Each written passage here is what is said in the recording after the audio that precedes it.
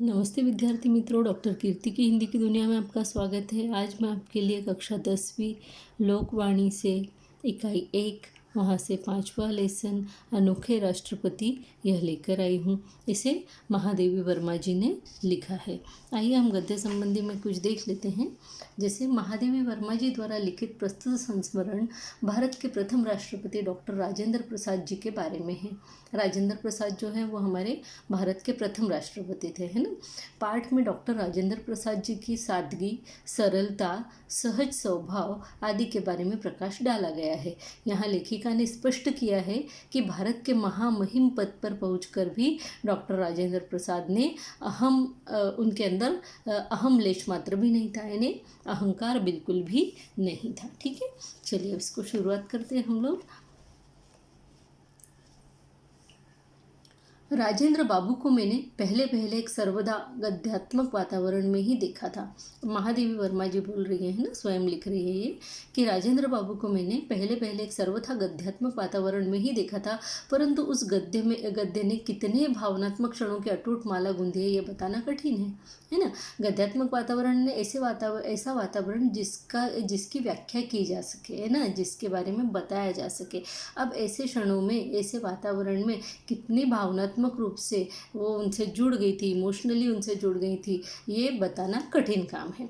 अब ये बता रही हैं कि मैं प्रयाग में बीए की विद्यार्थी थी, यानी महादेवी वर्मा जी उस समय पढ़ा करती थी, है ना, विद्यार्थी थी, स्टूडेंट थी, और शीतावकाश में घर भागलपुर जा रही थी। शीतावकाश यानी उस समय ठंड के दिनों में भी छुट्टियां मिलती थी स्कूलों में, उस समय वो घर जा रही थी। पटना में भाई के मिलने की बात थी, अतः स्टेशन पर ही प्रतीक्षा के कुछ क्षण व्यतीत करने पड़े। पटना स्टेशन पर उनको उनका भाई मिलने आने वाला था, इसलिए वो वहीं पर स्टेशन पर रुकी हुई थी। स्टेशन के एक और 3 पैरों वाली बेंच पर देहातियों की वेशभूषा में कुछ नागरिकों से घिरे सज्जन जो विराजमान थे, उनकी ओर मेरी विहंगम दृष्टि जाकर लौट आई। अब देहाती यानी यहाँ पर क्या, स्टेशन के एक और 3 पैरों वाली बेंच पर देहाती यानी ग्रामीण लोग, गाँव के लोग, विलेजर्स जिसको बोल सकते हैं ना, उनकी वेशभूषा में कुछ नागरिकों से घिरे सज्जन, यानी एक व्यक्ति ऐसा था जिसको जो देहाती वेशभूषा में था और उसे कुछ लोगों ने घेर के रखा हुआ था, उसके आजू बाजू सब खड़े हुए थे, है ना। उनकी और मेरी विहंगम दृष्टि जाकर लौट आई। विहंगम दृष्टि यानी एकदम से देखकर और नज़र हट जाना, है ना, उसको बर्ड आई भी बोलते, वैसे जाकर लौट आई। वास्तव में भाई से यह जानने के उपरांत कि उक्त सज्जन ही राजेंद्र बाबू है, मुझे अभिवादन का ध्यान आया, लेकिन जब उनके भाई ने बताया अरे ये तो राजेंद्र बाबू है, तब उनको ध्यान आया अरे मुझे इनको अभिवादन करना चाहिए, अर्थात नमस्ते वगैरह करना चाहिए। पहली दृष्टि में ही जो आकृति स्मृति में अंकित हो गई थी, उसमें इतने वर्षों ने न कोई रेखा जोड़ी है, नई रेखा जोड़ी, और न कोई नया रंग भरा है। उन्होंने कहा जब से मैं इनको राजेंद्र बाबू को जानती आई हूँ, तब से जो मैंने पहले दिन उनको देखा था वैसे के वैसे वो मुझे हमेशा ही दिखाई दिए। उनके अंदर कुछ भी जरा भी बदलाव नहीं हुआ था। सत्य में से जैसे कुछ घटाना या जोड़ना संभव नहीं रहता, वैसे ही सच्चे व्यक्तित्व में कुछ जोड़ना या घटाना संभव नहीं है। वो बोलते हैं जैसे कि अगर कुछ सच है तो उसमें न तो कुछ जोड़ा जा सकता है न घटाया जा सकता है, वैसे ही सच्चा जो व्यक्तित्व होता है, सच्ची जो पर्सनैलिटी होती है, उसमें भी कुछ जोड़ना या घटाना संभव नहीं होता, क्योंकि वो सच्चे दिल के व्यक्ति थे।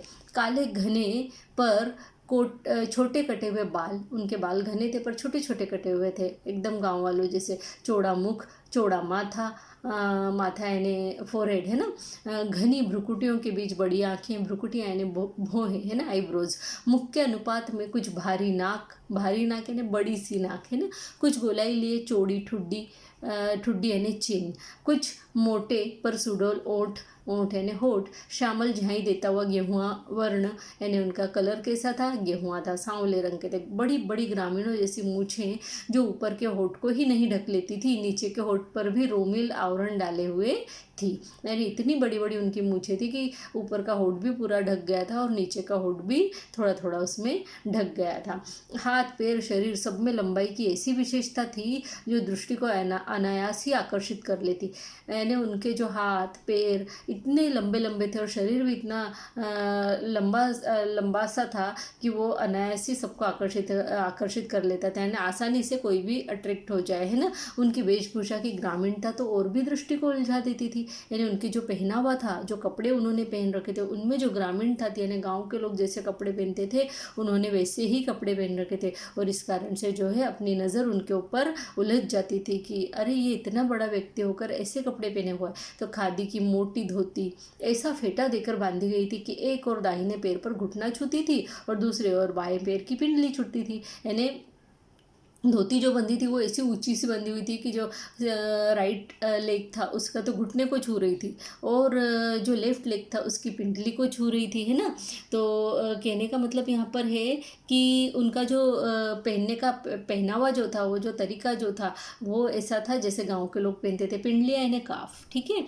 यहाँ पे मोटे खुरदुरे काले बंद गले के कोट में ऊपर का भाग बटन टूट जाने के कारण खुला था, यानी कोट जो पहना था उसका भी ऊपर का भाग खुला था और उसका खुला रहने का कारण ये था कि वहाँ का बटन टूटा हुआ था। देखिए अब इतना बड़ा आदमी, हम सोच सकते हैं कि उसके बटन टूट गया हो तो कोई लगाने वाला न होगा, परंतु इतना सादा उनका जीवन था। और घुटने के नीचे का बटनों से बंद था और घुटने के नीचे जो उन्होंने कोट पहना हुआ था वो बटन उसमें लगे हुए थे तो बंद था। सर्दी के दिनों के कारण पैरों में मोजे और जूते तो थे, परंतु कोट और धोती के समान उनमें भी विचित्र स्वच्छंदतावाद था। स्वच्छंदतावाद यानी यहाँ पे फ्रीडम जैसे इसको बोल सकते हैं ना, बड़े उसमें एक स्वतंत्र विचार के वो दिखाई दे रहे थे कि उनके जूते कुछ अलग बात बयां करते थे और उनके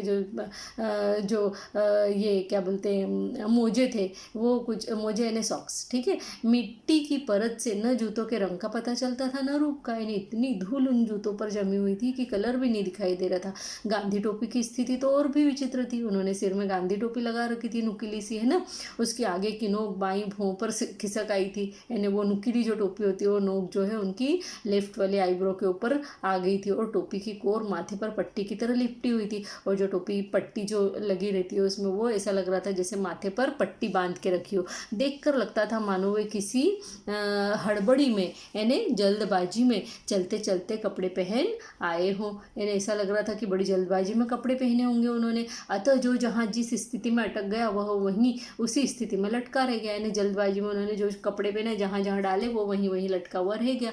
उनकी मुखाकृति देखकर अनुभव होता था मानो इन्हें पहले कहीं देखा है। उनके चेहरे को अगर मुखाकृति यानी चेहरा, उनका फेस अगर देखा जाए तो ऐसा इतना सामान्य फेस था कि ऐसा लगता था कि इनको कहीं पहले देखा हुआ है। और चूंकि वो राष्ट्रपति थे तो उनको तो न्यूज़पेपर में वगैरह देखा हुआ ही होगा उस समय, तो अनेक व्यक्तियों ने भी उन्हें प्रथम बार देखकर ऐसा ही अनुभव किया, यानी बहुत सारे लोग जो आसपास वहाँ थे उन्होंने भी ऐसा अनुभव किया कि देखने का एकदम से चौंक गए कि अरे इसको कहीं देखा हुआ है। ऐसा बहुत सोचने के उपरांत ही उस प्रकार की अनुभूति का कारण समझ में आ सका। जब महादेवी जी ने बहुत सोचा कि आखिर ऐसा क्यों, मैंने इनको कहाँ देखा, तो बहुत सोचने के बाद ही उन्हें वो फीलिंग का मतलब समझ में आया। अनुभूति यानी फीलिंग, है ना, कि ऐसा क्यों लग रहा है कि मैंने इन्हें बार बार देखा है। तो राजेंद्र बाबू की मुखाकृति ही नहीं, उनके शरीर के संपूर्ण गठन में एक सामान्य भारतीय जन की आकृति और गठन की छाया थी। यानी यहाँ पर लेखिका जो है महादेवी वर्मा जी वो कह रही कि उनका शरीर ऐसा था कि भारतीय जनमानस का जो शरीर होता है, भारतीय व्यक्ति जिस तरीके के उसके शरीर का गठन होता है ना, उसकी बॉडी की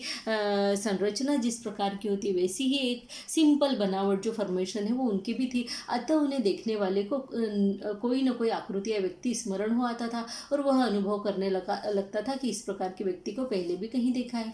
यानी वो इतने साधारण दिखते थे कि उनको देखकर याद आ जाता था अरे ऐसा व्यक्ति तो मैंने कहीं देखा है करके। यानी वैसे बहुत सारे फेस उस तरीके के थे, यानी गाँव में बहुत से लोग वैसे रहते थे या भारतीय लोगों में बहुत से लोग उनके समान रहते थे, तो उन्हें देखकर वैसा लगता था। आकृति तथा वेशभूषा के समान ही वे अपने स्वभाव और रहन सहन में सामान्य भारतीय कृषक का ही प्रतिनिधित्व करते थे। यानी देखिए अब उनका दिखना तो एक बात अलग है कि वो भारतीयों के समान दिखाई देते, भारतीय ग्रामीणों के समान दिखाई देते थे ना, लेकिन उनकी जो आकृति थी, उनके शरीर की जो बनावट थी और उनकी जो वेशभूषा थी, जो उन्होंने जो उनका पहनावा था उसके साथ में उनका जो स्वभाव था, रहन सहन था, है ना, उनको जो उनकी जो बोलचाल थी वे भी सामान्य भारतीय कृषक का ही प्रतिनिधित्व कर रहे थे। यानी भारत के जो गरीब किसान जिस तरीके के होते थे उसी तरीके का वो उनको ही प्रतिनिधित्व कर रहे थे, उन्हीं का रिप्रेजेंटेशन कर रहे थे। प्रतिनिधित्व करना है, रिप्रेजेंटेशन करना है ना, ठीक है। प्रतिभा और बुद्धि की विशिष्टता के साथ साथ उन्हें जो गंभीर संवेदना प्राप्त हुई थी वही उनकी सामान्यता को गरिमा प्रदान करती थी। अब देखिए यहाँ पर ये लाइन समझने के लिए है कि प्रतिभा और बुद्धि की विशिष्टता, यानी उनके अंदर इतनी प्रतिभा थी और इतनी बुद्धि थी उनके अंदर, यानी बहुत बुद्धिमान व्यक्ति थे, विशिष्ट व्यक्ति थे। उसके साथ साथ उनको गंभीर संवेदना भी प्राप्त हुई थी, है ना। गंभीर संवेदना यानी उनके अंदर सहानुभूति जो थी दूसरों के प्रति थी, फीलिंग्स थी दूसरों के प्रति, है ना। ऐसी सहानुभूति उनके पास में थी, वो भी उनको इतनी बुद्धिमान होने के साथ साथ उनको फीलिंग भी लोगों के प्रति थी, ऐसा उनका नेचर था। वही उनकी सामान्यता को गरिमा प्रदान करती थी। और वही बात एक थी कि इतने बड़े व्यक्ति होने के बाद में भी साधारण व्यक्ति के लिए उनके मन में जो फीलिंग है, वही सामान्यता जो थी उनकी, वही उनकी जो सिंप्लिसिटी थी, वही उनको क्या करती थी, इंपॉर्टेंट व्यक्ति बनाती थी, गरिमा प्रदान कर देती थी उनके व्यक्तित्व को, उनके पर्सनैलिटी को। व्यापकता ही सामान्यता की शपथ है। अब वो बोलते हैं बड़ापन जिनके पास होता है, व्यापकता है ना, बड़प्पन है ना, तो बड़प्पन जिनके पास होता है वही तो सामान्यता की शपथ है, यानी वही तो सामान्यता का व्रत है। यानी सामान्य में साधारण रहना, कितने भी बड़े पोस्ट पे जाने के बाद में, बड़ा होने के बाद में भी सामान्य रहना, यही तो व्यापकता का व्रत है, यहाँ पे ये कहा गया है। ठीक है, समझ में आया कि बड़े होने के बाद में भी जो रहन सहन है उसमें कोई बदलाव न आना, यानी उसी चीज़ को अपनाकर उसी के साथ में बंधे रहना। परंतु व्यापकता संवेदना की गहराई में स्थिति बनाए रखती है ना। व्यापकता जो होती है, बड़ापन जो होता है, वो संवेदना की जो फीलिंग्स जो रहती है उसके अंदर गहराई में स्थिति बनाए रखती है, यानी संवेदना की गहराई में स्थिति बनाए रखती है, संवेदनाओं को इस गहराई से बनाए रखती है वो उनके अंदर, है ना। उनकी वेशभूषा की अस्त व्यस्तता के साथ उनके निजी सचिव और सहचर भाई चक्रधर जी का स्मरण अनायास हो जाता है। अनायास है ना, अचानक से या सरलता से, इसको हम बोल सकते हैं इजीली, है ना। जब मोजों में से 5 उंगलियां बाहर निकलने लगती तब जूते के तले पैर के तलवों के गवाक्ष बनने लगते। जब धोती कुर्ते कोट आदि का खद्दर अपने मूल ताने बाने में बदलने लगता तब चक्रधर इस पुरातन सज्जा को अपने लिए सहेज लेते। यानी मोजों में से 5 उंगलियां बाहर निकलने लगती, यानी जब उनके मोजे यानी सॉक्स जो फट जाते और उनके पैरों की 5 उंगलियां उनमें से बाहर निकलने लगती। जब जूते के तले पैर के तलवों के गवाक्ष बनने लगते, यानी जूते के जो तले हैं वो बिल्कुल घिस घिस कर उसमें से जो है खिड़कियां, छेद हो गए जूते के तलवों में। तो और जब धोती कुर्ते कोट आदि का खद्दर अपने मूल ताने बाने में बदलने लगता है, यानी वो जो भी कपड़े पहनते थे वो खादी के पहनते थे, तो वो खादी के कपड़े बनने के बाद जब वो पहन के घिस घिस के जब जर्जर हो जाते तो फिर से वो खादी का जो धागा सूत रहता है वो रूप में वापस बदलने लग जाते, तो वो बदलने लगता। तब चक्रधर इस पुरातन सज्जा को अपने लिए सहेज लेते। उस समय वो जो चक्रधर है वो उनके कपड़ों को अपने लिए एंशिएंट सजावट का सामान समझकर खुद उस कपड़ों को पहनकर बहुत गर्वित महसूस करते, कृतार्थ अनुभव करते, यानी बहुत उनको संतुष्टि का अनुभव होता था। कृतार्थता है ना, संतुष्टि, है ना। तो उनको ऐसा लगता कि बहुत बड़ा काम यानी जो है राजेंद्र बाबू जी के कपड़े पहने, यानी उनके अंदर वो फीलिंग आती थी उनके लिए सम्मान की, है ना। तो उनके यानी फटे हुए कपड़े पहनने में भी उनके जो साथी थे उनको इतना सम्मान महसूस होता था। जो निजी सचिव थे वो उनके पर्सनल सेक्रेटरी, निजी सचिव यानी पर्सनल सेक्रेटरी, ठीक है। और सहचर भाई यानी उनके कंपेनियन जो थे वो तो ये सब लोग जो है उनके फटे हुए कपड़े जो वो डाल देते थे वो पहनने में बड़ा गर्व अनुभव करते थे, सम्मान अनुभव करते थे। राजेंद्र बाबू के निकट संपर्क में आने का अवसर मुझे सन 1937 में मिला। महादेवी वर्मा जी बोल रही कि 1937 में वे इनके संपर्क में आई जब वे कांग्रेस के अध्यक्ष के रूप में महिला विद्यापीठ महाविद्यालय के भवन का शिलान्यास करने के लिए आए थे। शिलान्यास यानी फाउंडेशन का जो पत्थर रखा जाता है उसके लिए जो बुलाया जाता है, उसके लिए वो वहाँ पर गए हुए थे। उनसे ज्ञात हुआ कि उनके संयुक्त परिवार में 15-16 पोतियाँ। तब उन्होंने बताया महादेवी जी को कि मेरे घर में तो मेरी इतनी पोतियाँ भी है, यानी लड़कों की भी शादियाँ हो गई और उनके भी जो बच्चे हैं वो पोतरियाँ हैं ना, यानी लड़कियाँ इतनी हैं जिनकी पढ़ाई की व्यवस्था नहीं हो पाई है। उन्होंने बताया इतने बड़े राष्ट्रपति होकर भी वो बोल रहे हैं कि अभी उनकी पढ़ाई की व्यवस्था नहीं हो पाई है, जिनकी पढ़ाई में यदि अपने छात्रावास में रखकर उन्हें विद्यापीठ की परीक्षाओं में बिठा सको तो उन्हें कुछ विद्या प्राप्त हो सकेगी। वे उन्हें बता रहे हैं कि अगर आप यहाँ पर छात्रावास में यानी आपके हॉस्टल में रख लें तो मेरी जो पोतरियाँ हैं, मेरे जो पोतियाँ हैं वो भी कुछ पढ़ सकेंगी, विद्या प्राप्त कर सकेंगी। पहले बड़ी, फिर छोटी, फिर उससे छोटी के क्रम में बालिकाएं मेरे संरक्षण में आ गई, यानी उनके देखरेख में, संरक्षण में यानी देखरेख में, यानी पहले जो है बड़ी लड़की को, बड़ी पोती को भेजा, फिर उससे छोटी वाली को भेजा, फिर उसे ऐसे क्रम में एक के बाद एक उन्होंने बालिकाओं को, बच्चियों को महादेवी के संरक्षण में भेज दिया, महादेवी वर्मा जी के। उन्हें देखने प्राय उनकी दादी और कभी कभी दादा भी प्रयाग आ जाते हैं, उन बच्चों से मिलने के लिए उनके दादा दादी यानी राजेंद्र बाबू और उनकी पत्नी जो है वो मिलने के लिए आ जाते थे। तभी राजेंद्र बाबू की सहधर्मिणी के निकट संपर्क में आने का अवसर मिला, और उसी समय ऐसा हुआ कि राजेंद्र बाबू की पत्नी, सहधर्मिणी यानी पत्नी, उनसे महादेवी वर्मा जी को मिलने का सौभाग्य प्राप्त हुआ, अवसर मिला, उनको मौका मिला। वे सच्चे अर्थ में धरती की पुत्री थी। वे बताती हैं कि जो राजेंद्र बाबू की जो पत्नी थी वो भी सच्चे अर्थ में जो है धरती की पुत्री थी,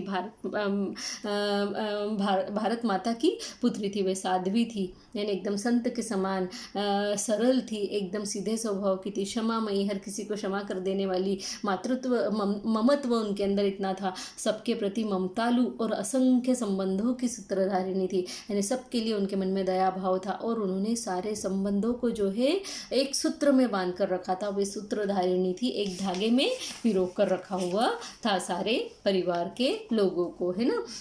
अभी आगे वो बोल रहे हैं कि ससुराल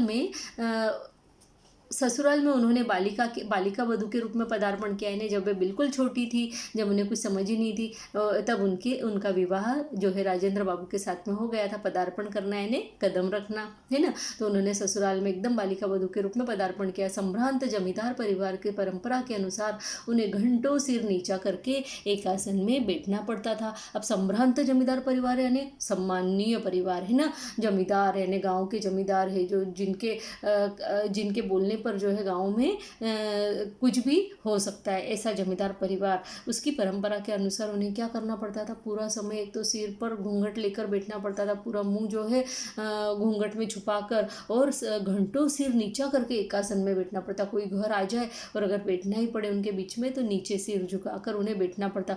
परिणामतः उनकी रीढ़ की हड्डी इस प्रकार झुक गई कि युवती होकर भी वे सीधी खड़ी ही नहीं हो पाती थी, यानी झुक झुक कर बैठकर, नीचे गर्दन झुकाकर, यानी एक तो सिर पर घूंघट लेकर ऊपर से नीचे सिर झुकाकर जब वो घंटों घंटों बैठती थी, तो उनकी हालत इस तरीके से हो गई थी कि वो जवान होने के बाद भी सीधे से खड़ी ही नहीं हो पाती थी। उनकी रीढ़ की हड्डी जो है वो बेंड हो गई थी, है ना। बालिकाओं के संबंध में राजेंद्र बाबू के स्पष्ट निर्देश था कि वे सामान्य बालिकाओं के समान बहुत सादगी और संयम से रहे। अब जब उन्होंने अपनी पोतियों को छात्रावास में यानी हॉस्टल में महादेवी वर्मा जी के पास में भेजा, तो उनका एक स्पष्ट निर्देश था। उन्होंने स्पष्ट बता दिया था कि वे सामान्य बालिकाओं के समान बहुत ही सादगी से और संयम से रहेंगी। निर्देश देना यानी सूचना देना, ठीक है। यहाँ पे ये निर्देश यानी सूचना। वे बोलती है कि जो हमारी पोतियाँ हैं वो एकदम सिंपल रहेंगी और संयम से भी रहेंगी, है ना। उनको जो है मॉडरेशन के साथ में भी रहना पड़ेगा। वे खादी के कपड़े पहनती थी, यानी उनकी जो पोतियाँ थी वे खादी के कपड़े पहनती थी, जिन्हें वे स्वयं ही धो लेती थी, यानी अपने कपड़े भी वो स्वयं धोती थी। उनके साबुन तेल आदि का व्यय भी सीमित था, व्यय यानी खर्चा। तो वो बोलते सीमित यानी लिमिट में होना। तो वो कहती हैं कि उनके साबुन और तेल का खर्चा भी सीमित ही था। कपड़े की सफाई, कमरे की सफाई, झाड़ू पोछा, गुरुजनों की सेवा आदि भी उनके अध्ययन के आवश्यक अंग थे। यानी पढ़ाई के साथ साथ उन्हें घर की साफ सफाई करना, झाड़ू पोछा करना, गुरुजन यानी अपने टीचरों की सेवा करना आदि भी उनके पढ़ाई का ही एक आवश्यक अंग था, यानी पढ़ाई का ही एक, स्टडी का ही एक भाग था। उस समय स्वतंत्रता संघर्ष के सैनिकों का गंतव्य जेल ही रहता था। उस समय जो फ्रीडम फाइटर लोग थे उनका जो स्थान था वो ज़्यादा से ज़्यादा जेल में ही रहता था, है ना। क्योंकि जहाँ कुछ हुआ नहीं कि उनको पकड़कर जो है जेल में डाल देते थे, तो उनके रहने का स्थान जो है जेल ही रहता था। अतः प्रायः किसी की पत्नी, किसी की बहन, किसी की बेटी विद्यापीठ के छात्रावास में उपस्थित होती थी। उनके घर के मुख्य व्यक्ति को अगर जेल जाना पड़े तो जब पत्नी, बहन या बच्चे जो है घर में पीछे अकेले रह जाए, तो ऐसे बच्चे जो है उस विद्यापीठ में यानी उस यूनिवर्सिटी में, वहाँ के छात्रावास में अर्थात हॉस्टल में आकर रहने लगते थे। देश स्वतंत्र होने के उपरांत उनमें से कुछ दिल्ली चली गई। जब देश को हमको स्वतंत्रता मिल गई, हम स्वतंत्र हो गए, उसके बाद में कुछ बच्चे उसमें से जो है दिल्ली चले गए और कुछ विशेष योग्यता प्राप्त करने के लिए अंग्रेजी विद्यालयों में भर्ती हो गए। यानी उन्होंने विशेष योग्यता प्राप्त करना है, स्पेशलाइजेशन करना है ना किसी विषय में, उसके लिए वे अंग्रेजी विद्यालयों में, इंग्लिश मीडियम के स्कूलों में चले गए। उसके बाद में उन्होंने बताया केवल राजेंद्र बाबू अपवाद रहे,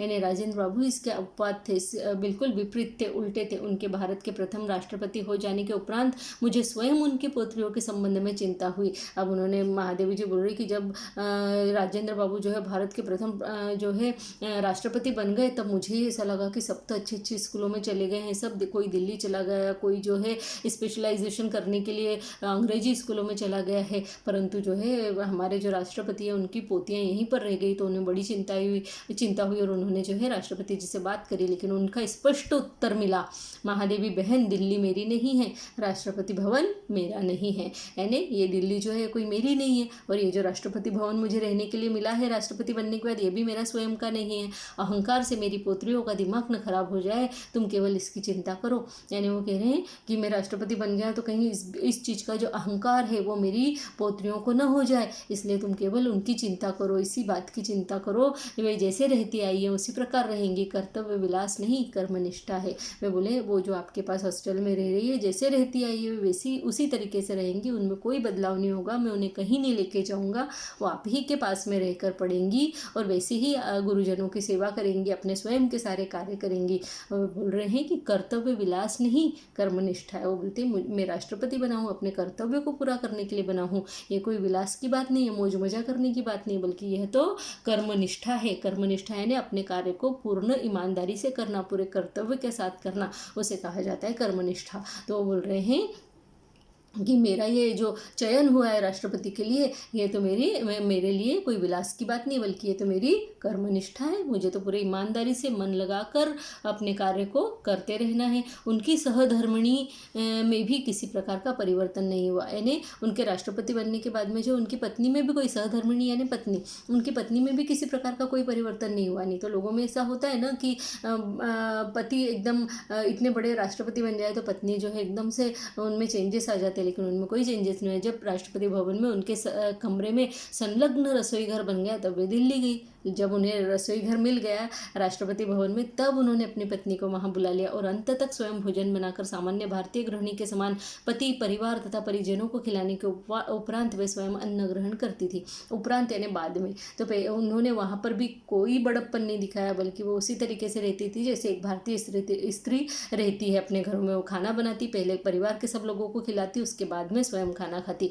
उस विशाल भवन में यदि अपने अद्भुत आतिथ्य की बात न कहूँ तो कथा अधूरी रह जाएगी। अब यहाँ पे महादेवी जी बोल रही हैं कि मेरी एक बहुत आश्चर्य वाली जो है बात है कि मैं जब वहाँ अतिथि बन के गई यानी मेहमान बन के गई, तब वो कहानी कैसी थी, अगर ये बात मैंने नहीं बताई तो ये पूरी कहानी अधूरी रह जाएगी, कथा ही अधूरी रह जाएगी। वो बोलती, बालिकाओं की दादी ने मुझे दिल्ली आने का विशेष निमंत्रण तो दिया ही, साथ ही प्रयाग से सिरकी से बने 1 दर्जन सूप लाने का भी आदेश दिया। अब उन्होंने कहा कि मुझे दादी ने वहाँ राष्ट्रपति भवन में बुलाया क्योंकि मैं उनकी पोतियों को इतना यहाँ ध्यान रखती थी, उनकी पढ़ाई लिखाई का। तो दादी जो है उन्होंने महादेवी वर्मा जी को अपने यहाँ राष्ट्रपति भवन में दिल्ली बुलाया, और जब दिल्ली आने के लिए बुला तो साथ में उन्होंने कहा कि सिरकी से बने हुए अर्थात सरखंड यानी एक प्रकार की लकड़ी होती है, उससे बने हुए 1 दर्जन सूप लाने का आदेश दिया। यानी सूप लाने के लिए उन्हें कहा गया है ना, उन्हें सूचना दी गई। उन्हें कहा गया कि जो सूप है वो 1 दर्जन ले आना। वो सूप क्या होता है, अनाज पछोरने का या फटकने का एक प्रकार का साधन होता है, जिसमें गेहूँ, चावल, किसी भी प्रकार का जो अनाज है जिसके छिलके निकालने होते हैं, तो हवा में अगर उस अनाज को उछाला जाए उसमें रख के तो उसके छिलके अलग हो जाते हैं और अनाज जो है अच्छा उसके अंदर रह जाता है। वो लाने का आग्रह किया। उन्होंने बार बार आग्रह किया कि मैं उनके लिए इतना कष्ट अवश्य उठाऊँ, क्योंकि फटकने पछोरने के लिए सिरकी के सूप भी बहुत अच्छे होते हैं, पर कोई उन्हें लाने वाला ही नहीं मिलता। अब वो वहाँ गई तो उनका ये तकलीफ थी कि उन्हें जो घर में ही सारे काम करती थी वह है ना, सब अनाज पछोरना, फटकना, तो बोले कि यहाँ पर वैसे सूप नहीं है और मिलते भी नहीं है, लाने वाला भी कोई नहीं है, तो जब तुम ले आओ तो कृपा करके वो जरूर से लेकर आना। कई बार उन्होंने बार बार आग्रह किया है ना कि इतना कष्ट मैं अवश्य उठाऊं। प्रथम श्रेणी के डिब्बे में 12 सूपों के टांगने पर जो दृश्य उपस्थित हुआ उससे भी अधिक विचित्र दृश्य तब प्रत्यक्ष हुआ जब राष्ट्रपति भवन से आई बड़ी कार पर यह उपहार लादा गया। जब वे प्रथम श्रेणी के यानी फर्स्ट क्लास के डिब्बे में जाकर ट्रेन में बैठी तो वो जो 12 सूप उन्होंने टांगे, तो वो देखकर सब लोग उनको देख रहे कि क्या इतना सारा सब लेकर जा रही है ना। लेकिन उससे भी विचित्र है ना, उससे भी अजीब सा दृश्य तो उस समय समय पे हुआ जब वे राष्ट्रपति भवन में पहुंची और वहाँ से एक बड़ी कार जब उनको लेने के लिए आई, उस पर ये उपहार है, यानी वो जो गिफ्ट है वो उसके ऊपर रखा गया, उस कार के ऊपर। राष्ट्रपति भवन के हर द्वार पर सलाम ठोकने वाले सिपाहियों की आंखें विस्मय से खुली रह गई, उनकी आंखें बड़ी की बड़ी खुली की खुली रह गई कि ये क्या है। ऐसी भेंट लेकर कोई अतिथि न कभी पहुंचा था न पहुंचेगा, पर भवन की तत्कालीन स्वामिनी ने मुझे अंक में भर लिया। अंक में भर लेना यानी गले से लगा लेना, है ना। ऐसी भेंट कोई भी कभी किसी राष्ट्रपति भवन में राष्ट्रपति से मिलने के लिए, उनकी पत्नी से मिलने के लिए जाए तो कभी नहीं लेके जाएगा कोई मेहमान, अतिथि यानी मेहमान, है ना, कोई नहीं लेके जाएगा। लेकिन वहाँ पहुँचने पर वहाँ की जो स्वामिनी थी उस भवन की, अर्थात राजेंद्र बाबू की जो पत्नी थी, उन्होंने महादेवी वर्मा जी को गले से लगा लिया। एकदम उनको बड़ी खुशी हुई कि वो इतने सारे सूप लेकर और आई है और उनकी अतिथि है ना। राजेंद्र बाबू तथा उनकी सहधर्मिणी सप्ताह में एक दिन अन्न नहीं ग्रहण करते थे, यानी एक दिन वे उपवास करते थे हफ्ते में से, दोनों पति पत्नी। अर्थात संयोग से मैं उनके उपवास के दिन ही पहुंची और उस दिन जो है वो उपवास ही था जब महादेवी वर्मा उनके घर पहुंची। अतः उनकी यह जिज्ञासा स्वाभाविक ही थी कि मैं कैसा भोजन पसंद करूंगी। जिज्ञासा है ना उत्सुकता, तो उस दिन उन लोग में उत्सुकता थी कि भाई तुम कैसा भोजन पसंद करोगी, क्या खाओगी। तो उपवास में भी आतिथ्य का साथ देना उचित समझकर मैंने निरन्न भोजन की ही इच्छा प्रकट की। महादेवी वर्मा जी बोली कि अभी मैं तो मेहमान हूँ और आपका जो है उपवास ही है, तो मैं जो है आज क्या करूँगी, आपके उपवास का जो भोजन है वही मैं ग्रहण करूँगी, निरन्न भोजन ग्रहण करूँगी, यानी अनाज नहीं खाऊंगी और जो है उपवास का जो भी आप खाएंगे वही मैं खाऊंगी। ताकि महादेवी वर्मा जी ने सोचा कि मैं अगर मतलब ऐसा नहीं कहती तो उनको तकलीफ होती, उन्हें दूसरा खाना और बनाना पड़ता। तो उनका कहने का मतलब था कि जो आप अपने लिए बनाएंगी उपवास के लिए वही मैं खाऊंगी। फलाहार के साथ उत्तम खाद्य पदार्थों की कल्पना स्वाभाविक रहती है। देखिए यहाँ पर वे बोल रही है कि जब फलाहार की बात की जाती है, उपवास के खाने की बात की जाती है, फलाहार है ना उपवास का खाना, है ना। उपवास के खाने की जब बात की जाती है तो उत्तम खाद्य पदार्थ की कल्पना स्वाभाविक ही है ना, हमारे मन में आ ही जाता है कि अरे फिर तो आज बड़ा अच्छा कुछ खाने को मिलेगा, अच्छा बनेगा। सामान्यतः हमारा उपवास अन्य दिनों के भोजन की अपेक्षा अधिक व्यय साध्य हो जाता है। बोलते हैं हम रोज का जो खाना खाते हैं वो तो कम खर्चीला होता है, पर जब हम उपवास वाले दिन कुछ खाते हैं वो ज़्यादा खर्चीला होता है, ज़्यादा महंगा हम लोग ले आते हैं। व्यय साध्य है ना महंगा, ठीक है, क्योंकि उस दिन हम भांति भांति के फल, मेवे, मिष्ठान आदि सब एकत्रित कर लेते हैं। तो बोले जो हम रोज नहीं खाते वो सारी चीज़ें अच्छी महंगी हम ले आते हैं और वो सारी चीज़ें हम उस दिन खाते हैं। मेवे खाते हैं, मिठाइयाँ खाते हैं, भांति भांति के तरह तरह के फल खाते हैं, यानी फ्रूट्स खाते हैं। तो वही सारी बात जो है महादेवी जी को लगा कि अब ये लोग उपवास में यही सब खाएंगे। तो मुझे आज भी वह संध्या नहीं भूलती जब भारत के प्रथम राष्ट्रपति को मैंने सामान्य आसन पर बैठकर दिन भर के उपवास के उपरांत केवल कुछ उबले हुए आलू खाकर पारायण करते हुए देखा। पारायण करना है ना, उपवास को छोड़ना है ना, संपूर्णता उपवास की। तो वो बोल रही कि जब वे शाम को बैठे आसन पर आकर राष्ट्रपति जी, तो देखा इतने दिन भर के उपवास के बाद वे क्या खा रहे थे, तो उबले हुए आलू खा रहे थे। मुझे भी वही खाते देखकर उनकी दृष्टि में संतोष और होठों पर बालकों जैसी सरल हंसी उछल उठी। अब इतने बड़े राष्ट्रपति थे, उनको लगा कि ये तो उपवास में ये नहीं खाते होंगे, लेकिन अब ये खा रही है हमारे सामने, तो उनके जो है चेहरे पर जो है मुस्कान आ गई एकदम से, उनके चेहरे पर होठों पर जो है हंसी आ गई, मुस्कान आ गई और ओठों पर बालकों जैसी सरल हंसी, यानी एकदम बालकों के समान कि अच्छा तो अब तुम भी ये खा रही हो, चलो बहुत अच्छी बात है ना। और वो बड़े सेटिस्फाई हुए, दृष्टि में संतोष, यानी उनकी आंखों में बहुत संतोष दिखाई दिया। जीवन मूल्यों की परख करने वाली दृष्टि के कारण उन्हें देश रत्न की उपाधि मिली। जीवन मूल्य यानी जीवन के जो वैल्यूज़ हम लोग बना के रखते हैं वो, तो जीवन मूल्य हम राजेंद्र बाबू के जीवन मूल्य देख सकते हैं कि इतने बड़े राष्ट्रपति बनने के बाद में भी उन्होंने कोई भी अपने जीवन मूल्यों में वैल्यूज़ में परिवर्तन नहीं किया, जैसे जीते चले आए वैसे ही चले आते रहे। और जीवन मूल्य ये भी होते हैं कि मुझे इस रास्ते पर चलना है, यह करना है, अपने लक्ष्य की तरफ आगे सीधे बढ़ना अपने जीवन मूल्य होते हैं, जैसे गांधी जी के जीवन मूल्य थे, है ना। तो जीवन मूल्यों की परख करने वाली दृष्टि के कारण उन्हें देश रत्न की उपाधि मिली। देश रत्न की उपाधि क्या होती है, ये एक प्रकार का उच्चतम नागरिक सम्मान होता है ना, सबसे ऊंचा नागरिक सम्मान होता है। यह उपाधि जो है हमारे यहाँ राष्ट्रपति राजेंद्र प्रसाद जी को मिली। और मन की सरल स्वच्छता ने उन्हें अजात शत्रु बना दिया। उनका मन इतना सरल था, इतना सादा था, इतना स्वच्छ था कि जिसके जिसके अंदर मलिनता बिल्कुल नहीं थी, शत्रुता बिल्कुल नहीं थी, जिसके अंदर किसी प्रकार का अहंकार नहीं था, किसी प्रकार का घमंड नहीं था, इस सब बातों ने उन्हें अजात शत्रु बना दिया। अजात शत्रु यानी जिसका कोई शत्रु न हो, जिसका कोई दुश्मन न हो, ऐसा बना दिया कि उनका कोई दुश्मन ही नहीं था, क्योंकि वो इतने सरल स्वभाव के और इतने बड़े पद पर रहते हुए भी उन्होंने उस पद पे कभी भी कोई बेईमानी नहीं की। इस चीज़ ने उनको क्या बना दिया, उनको अजात शत्रु बना दिया। अनेक बार प्रश्न उठता है, महादेवी जी बोलती कई बार मेरे मन में ऐसा प्रश्न उठता है, क्या वह साचा टूट गए जिसमें ऐसे कठिन कोमल चरित्र ढलते थे? क्या भगवान के यहाँ ऐसा साचा ही टूट गया है? सब ऐसा व्यक्ति बनाने का जो साचा है वही टूट गया है क्या, जिसमें ऐसे कठिन और कोमल चरित्र ढला करते थे? इतने सुंदर लोग जो है, व्यक्तित्व जो है, पर्सनैलिटी जो है ऐसी ढला करती थी, उसमें बना करती थी। ये जो है महादेवी वर्मा जी के संस्मरण राजेंद्र बाबू से लिया गया एक भाग है। विद्यार्थी मित्रों, मुझे पूरी उम्मीद है कि अब आपको अनोखे राष्ट्रपति यह लेसन अच्छे से समझ में आया होगा। अगर इसमें कोई भी किसी प्रकार की परेशानी हो तो आप मुझसे पूछ सकते हैं। कमेंट बॉक्स में कमेंट ज़रूर करें, जिससे कि मेरा हौसला बढ़ता रहे और मैं आगे और जल्दी जल्दी जो है वीडियोस बनाती रहूं। जब आपके कमेंट्स मुझे मिलते हैं तो मुझे वीडियोस बनाने का हौसला मिलता है और मुझे बड़ा अच्छा लगता है कमेंट्स पढ़कर।